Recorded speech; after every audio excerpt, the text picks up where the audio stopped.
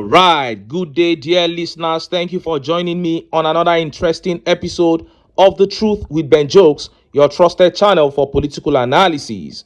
2027, Nigerians are hungry. They know what to do. Kwankwaso.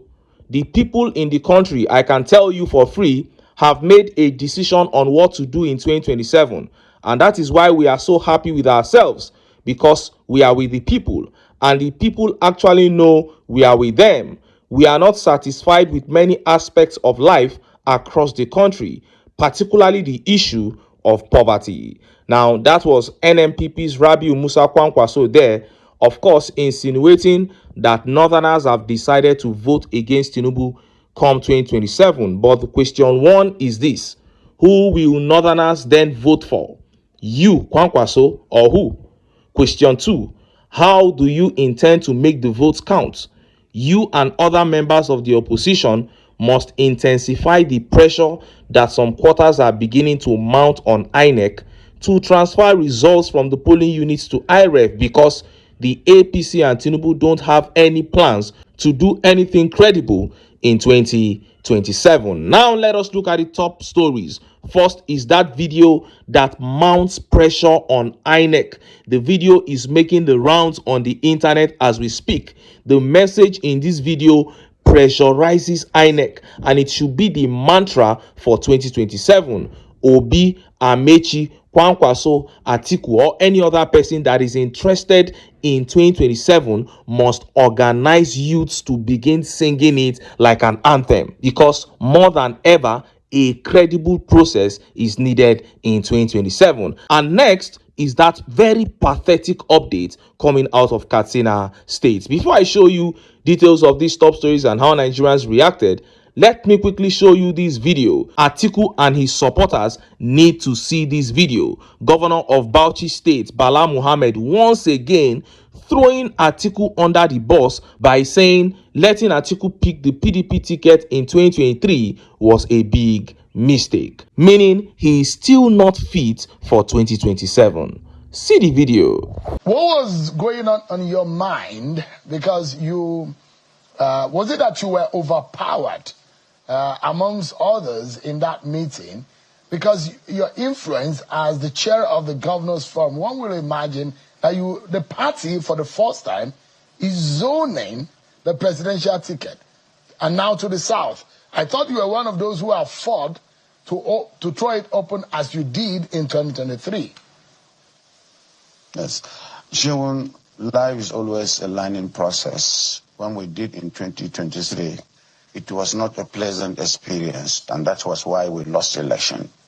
And I discovered, to my surprise, that presidency is a consensus phenomenon. It's something that people come together. You cannot impose yourself on anybody or any group. In spite of my leadership position, I am leading a group of equals, and of course, we have to change the trajectory of leadership recruitment in a manner that we build consensus, create unity, and set aside our personal interests in a manner that we can give the Nigerian people a new political space that brings people that are adequately brought together in a manner that we take decision that will give leadership to somebody who knows that this leadership is just like an extension, like a delegation.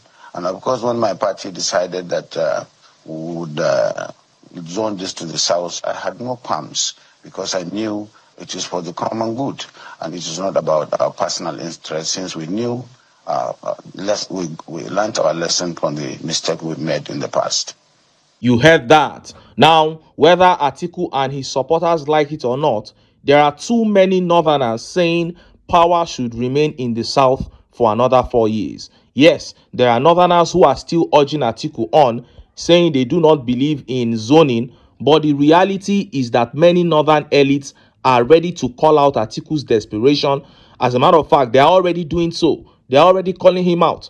And this implies that Atiku may not get the northern support he thinks he will get if he contests. It's looking increasingly likely that he will not get it. If Atiku is really interested in the good of Nigeria, he should throw his weight behind the most popular southern candidate in the opposition. After 4 years, the coast will be clear for him to run.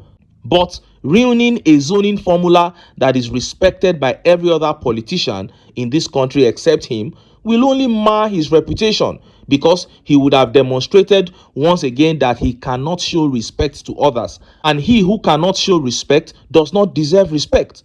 Tinubu quietly let Buhari run in 2015 when the APC was formed. After 8 years, even when Buhari didn't, seem happy with Tinubu's candidacy, he had no option.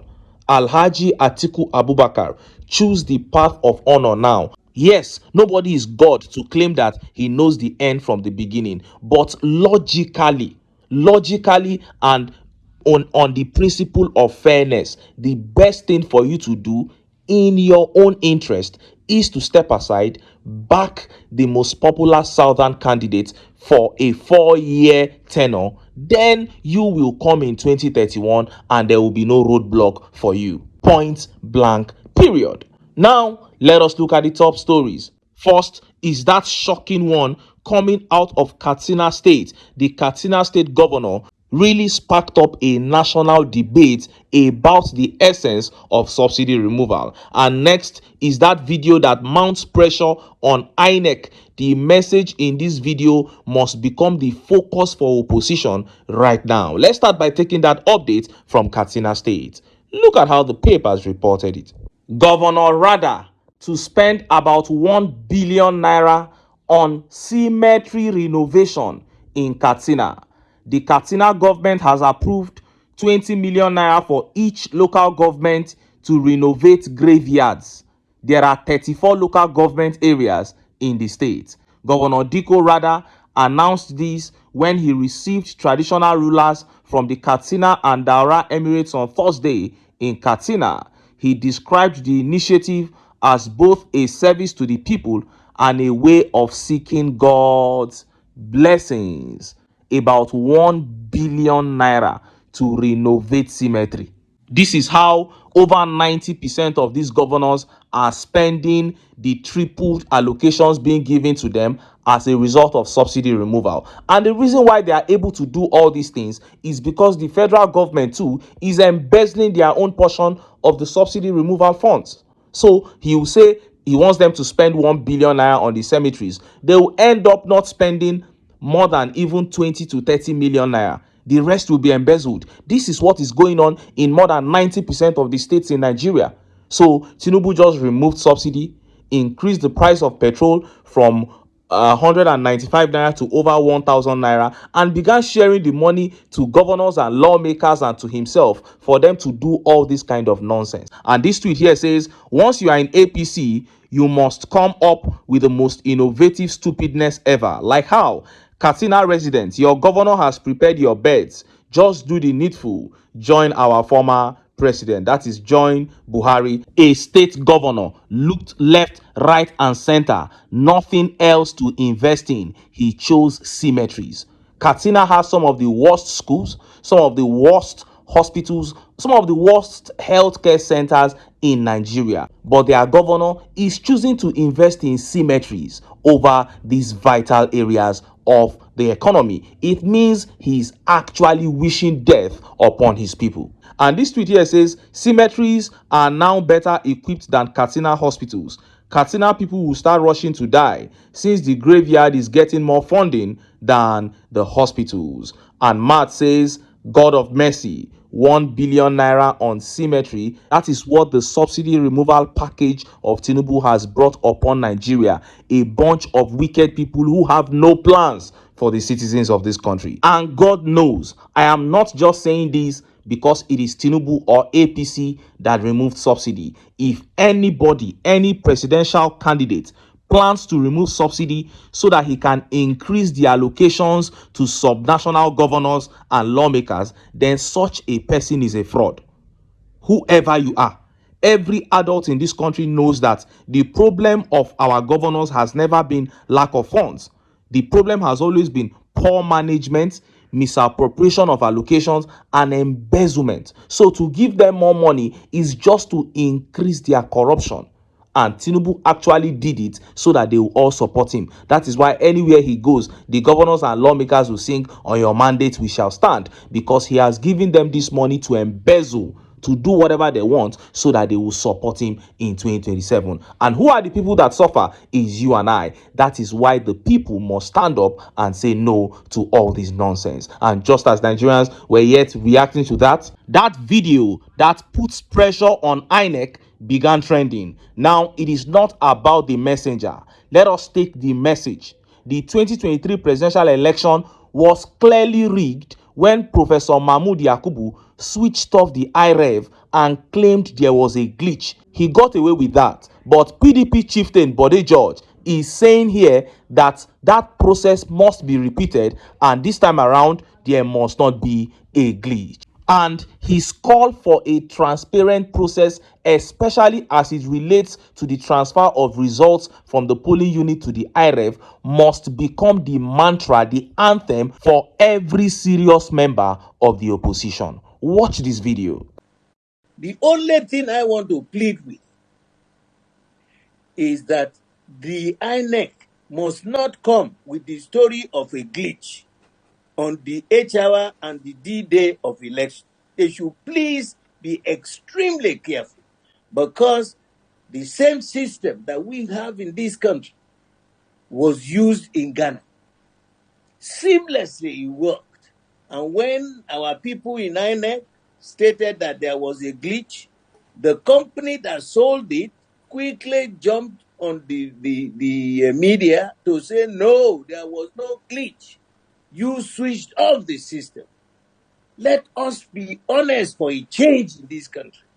If we don't get that honesty of purpose, that dedication to make our country to become a nation, then we are building a keg of gunpowder. Why? What does it matter? If God has not destined you to be anything, you will not be. And whatever He has destined you to be, you will be. Don't force yourself.